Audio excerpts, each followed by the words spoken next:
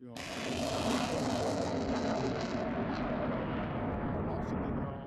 الموت لأمريكا، الموت لإسرائيل، اللعنة على اليهود.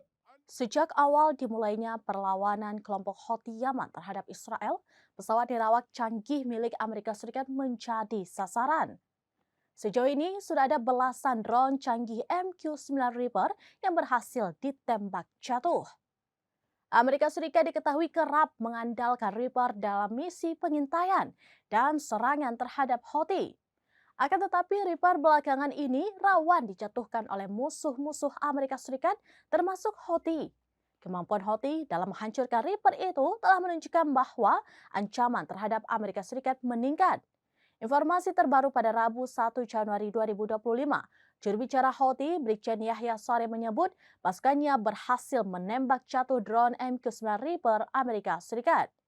Ini adalah drone ke-14 milik Amerika Serikat yang berhasil ditembak jatuh di Yaman sejak keterangan meningkat tahun lalu. Sekedar informasi dilansir dari tribunnews.com pada Kamis 2 Januari 2025, Reaper adalah drone yang sangat mahal dengan kisaran harga 32 juta dolar atau sekitar setengah triliun rupiah. Oleh karena itu, kerugian Amerika Serikat hingga saat ini diperkirakan mencapai 448 juta dolar atau sekitar 7,2 triliun rupiah. Kerugian yang disebabkan oleh Houthi kali ini merupakan salah satu pukulan telak bagi Amerika Serikat dengan nilai yang cukup fantastis. الموت لأمريكا، الموت لإسرائيل، اللعنة على اليهود، النصر للإسلام. يا الله لك الحمد يا الله.